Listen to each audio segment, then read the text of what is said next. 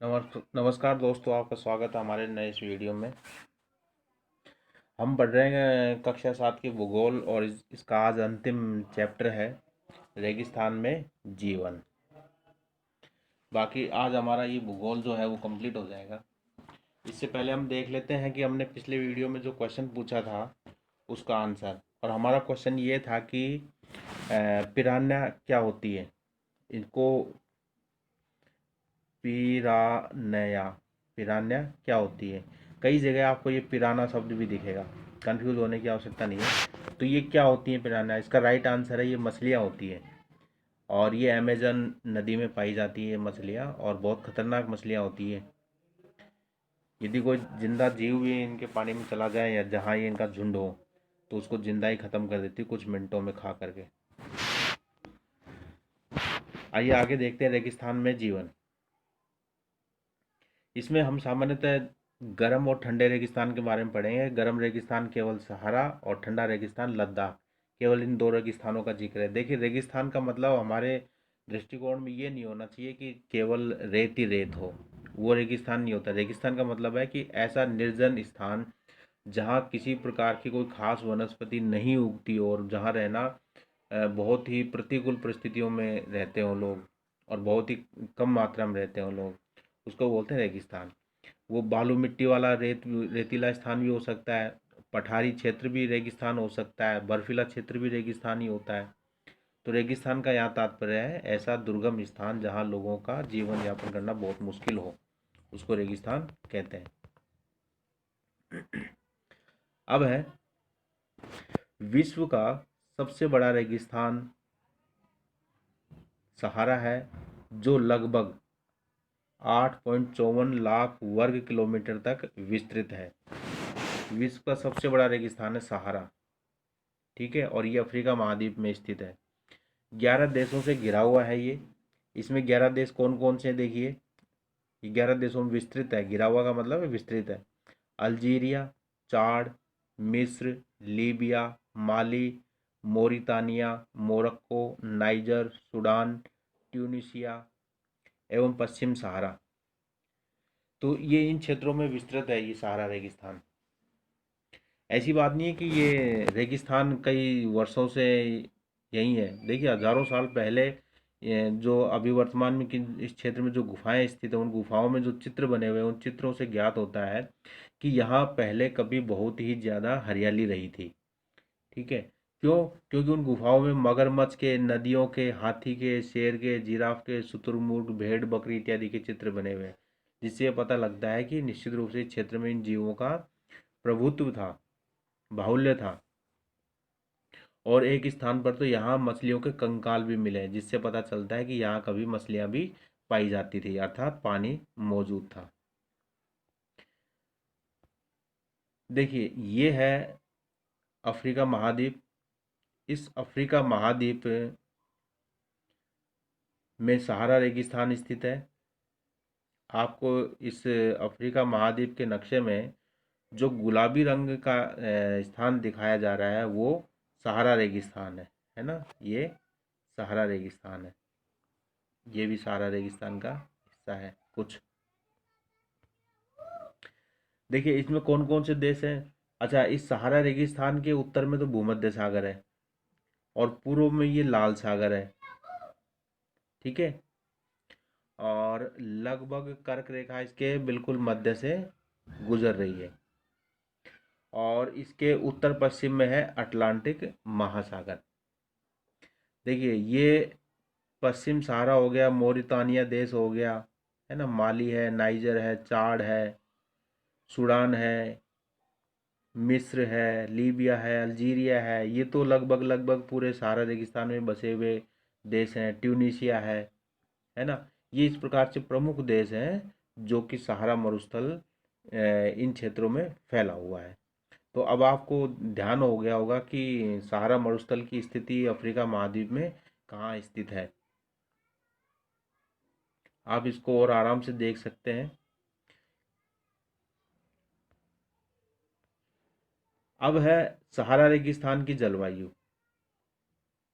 अब जलवायु कैसी होती है देखिए, यहाँ की जलवायु चूंकि रेगिस्तान है, रेतीला है, बालू रेत ही रेत है, तो निश्चित रूप से गर्म जलवायु है यहाँ की।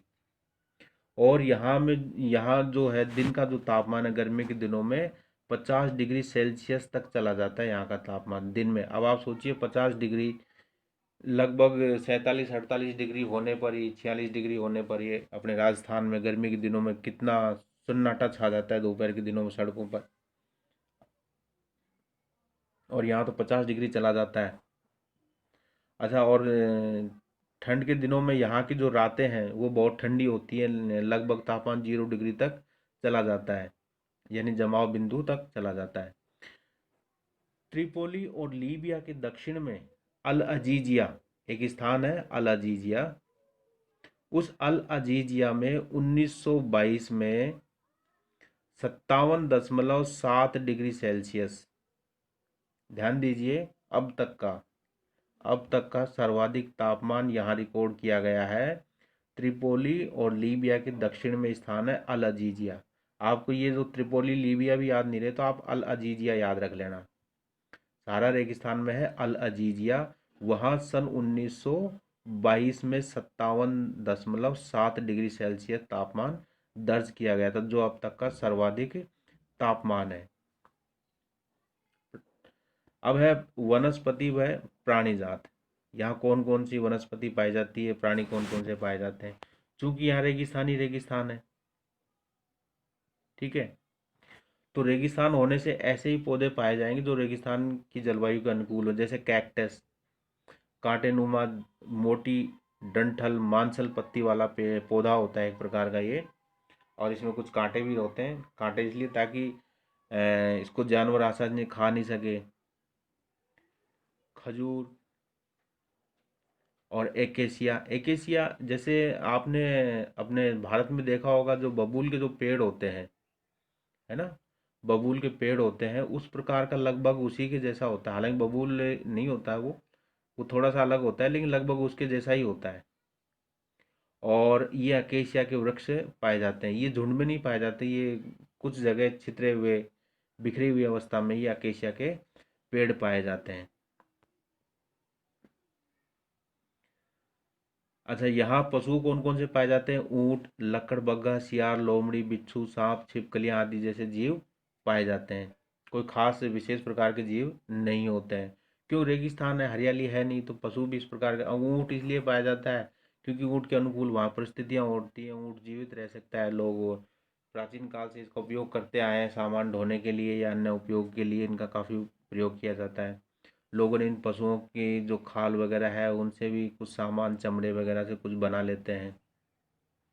अब तो काफ़ी सुधार हो गया है इस क्षेत्र में, अब तो दुनिया के अन्य क्षेत्रों से भी जुड़ गए हैं, तो अब तो राजमार्ग बनने लग गए हैं रेगिस्तान में भी। अच्छा, वहाँ के लोग कैसे हैं। देखिए, वहाँ विभिन्न समुदायों के लोग पाए जाते हैं, जिनमें से बुदेइन और तुआरेंग समुदाय के लोग भी यहाँ पाए जाते हैं। इसके अलावा चलवासी, चलवासी यानी एक स्थान से दूसरे स्थान पर जाके रहने वाले लोग, कुछ समय यहाँ यहाँ रह गए, फिर कुछ समय यहाँ रह गए, फिर यहाँ से छोड़ के दूसरी जगह चले गए। ये एक प्रकार से बंजारे जैसे लोग होते हैं। और ये क्या करते हैं, ये बकरी, भेड़, ऊँट, घोड़े इत्यादि पालते हैं, क्योंकि इनसे इनका क्या दूध, मांस वगैरह की पूर्ति होती है इन लोगों के खुद के लिए। और घोड़े जैसे सामान ढोने के लिए काम में आ जाते हैं, पशु ऊँट सामान ढोने के काम में आ जाते हैं, और इनकी जो चमड़ा वगैरह होता है उस चमड़े के ये पेटी है, ये कपड़े हैं इत्यादि बना लेते हैं।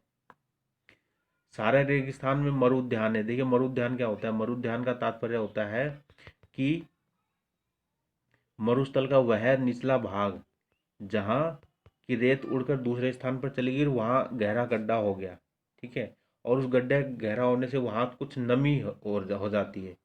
क्यों, हल्की फुल्की कभी बारिश होती है तो वो वहीं पानी इकट्ठा होता है।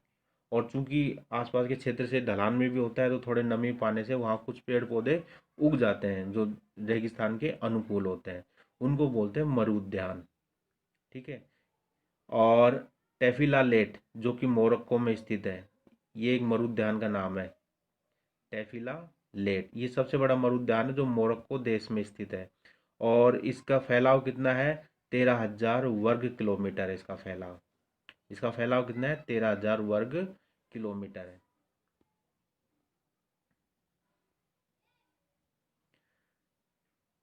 अब है ठंडा रेगिस्तान। ये तो गर्म रेगिस्तान की बात थी, सहारा की। अब है ठंडा रेगिस्तान। अब ये ठंडा रेगिस्तान हमारे देश का है लद्दाख। देखिए लद्दाख दो शब्दों से बना है, ला और दाख। लाख का तात्पर्य हो गया पर्वतीय दर्रा और दाख का तात्पर्य हो गया देश, अर्थात पर्वतीय दर्रा वाला देश। हम थोड़े लद्दाख की स्थिति के बारे में जान लेते हैं। आपको ये नक्शा जो दिखाई दे रहा है, इसमें ये जो क्षेत्र है, ये जम्मू कश्मीर, ये गत वर्ष 31 अक्टूबर के आसपास, 31 अक्टूबर को जम्मू और कश्मीर और लेह लद्दाख को अलग कर दिया गया। बाकी पहले ये एक ही था, ठीक है, पहले ये एक ही राज्य था और अब इनको केंद्र शासित प्रदेश का दर्जा दे दिया गया है। जम्मू कश्मीर अलग प्रदेश हो गया केंद्र शासित और लेह लद्दाख अलग हो गया। देखिए ये जो क्षेत्र है ये है लद्दाख, ठीक है, लेह लद्दाख वाला ये क्षेत्र है। अब आपको आपको इसमें सियाचिन हिमनद भी दिख रहा होगा, ठीक है। हिमनद यानी ऐसा बर्फीला स्थान जहाँ से कोई नदी निकलती है। और ये सियाचिन सामरिक दृष्टि से भी बहुत महत्वपूर्ण है।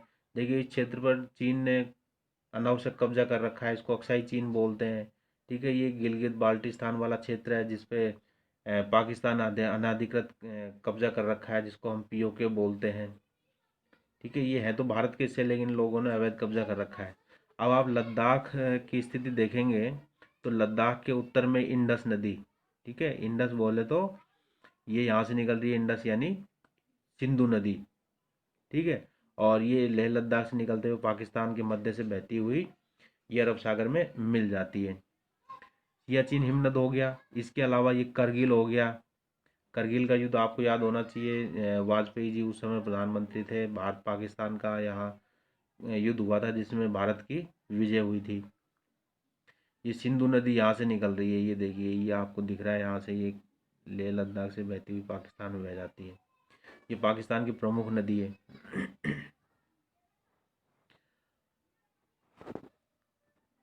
और ये श्योक नदी है। तो इस प्रकार से आपको लेह लद्दाख की स्थिति का थोड़ा जानकारी हो गई है। आइए अब हम इस ठंडे रेगिस्तान के बारे में और जानकारी प्राप्त करते हैं। ठीक है, हमने लेह लद्दाख का अर्थ बता दिया। ला यानी पर्वतीय दर्रा और दाख यानी देश, पर्वतीय दर्रों वाला देश। लद्दाख के उत्तर में काराकोरम पर्वत श्रेणी है और दक्षिण में जास्कर पर्वत श्रेणी है। सिंधु नदी यहीं से निकलती है। यहाँ अनेक हिमानी है। हिमानी यानी ऐसे बर्फीले स्थान है जहाँ से बहुत सारी नदियाँ निकलती है, जैसे गैंग्री हिमानी, गैंग्री हिमानी, ठीक, ये बहुत महत्वपूर्ण हिमानी है। ग्रीष्म ऋतु में 0 डिग्री सेल्सियस से कुछ ही अधिक तापमान यहाँ रहता है और यहाँ रात का जो तापमान है -30 डिग्री सेल्सियस तक चला जाता है। और कई बार सर्दी के दिनों में तो ये -40 डिग्री सेल्सियस तक भी पहुँच जाता है, -40। देखिए आप देखते हैं कि अपने यहाँ 2 या 3 डिग्री सर्दी के दिनों में तापमान होने पर ही कितनी ठंड लगती है, अपन घर से नहीं निकल पाते हैं, है ना। अब आप सोचिए ये लोग तो -40 डिग्री तक में भी रहते हैं यहाँ लोग, और जो सैनिक लोग हैं यहाँ ड्यूटी कर रहे हैं -40 डिग्री तक में तापमान में। लद्दाख को खा पा चान भी कहते हैं, खा पा चान। इसका तात्पर्य होता है कि हिम भूमि यानी बर्फीली भूमि। अब है यहाँ की वनस्पति और प्राणी। चूंकि बर्फीला क्षेत्र होने से और पहाड़ी क्षेत्र होने से यहाँ ज़्यादा वृक्ष मिलते नहीं हैं और यहाँ की परिस्थितियाँ भी बहुत विकट होती हैं। अब यहाँ कुछ वनस्पति पाई जाती है, उसके बारे में देख लेते हैं। सरपत, जिसको विलो भी कहते हैं, सरपत, पॉपुलर इत्यादि के वृक्ष देखे जा सकते हैं, ठीक है। और जो क्रिकेट का बल्ला जो होता है वो सरपत के पेड़ से ही बनता है। क्रिकेट का बल्ला सरपत के पेड़ से बनता है, काफ़ी मजबूत पेड़ होता है। सेव, खुबानी, अखरोट इत्यादि के वृक्ष यहाँ खूब मिलते हैं। पक्षियों में रॉबिन रेड स्टार्ट, तिब्बती स्नोकॉक, रवेन और हुप इत्यादि प्रमुख पक्षी पाए जाते हैं। और पशुओं में यहाँ कौन कौन से हैं? जंगली बकरी है, जंगली भेड़ है, याक है। याक एक प्रकार की गाय होती है, पहाड़ी गाय जिसको कह सकते हैं हम, है ना। और कुत्ते हैं, विशेष प्रकार के कुत्ते होते हैं उस क्षेत्र के अनुकूल रहने के लिए, क्योंकि ये जितने भी जानवर हैं, इन सब जानवरों की विशेषता ये होती है इनके शरीर पे बड़े बड़े बाल, गहरे बाल होते हैं, और इन बालों की वजह से ये उस ठंडे तापमान में जीवित रह पाते हैं। चीरू, तिब्बती एक एंटीलोप पशु है जिससे शाहतूश नामक ऊन प्राप्त होता है।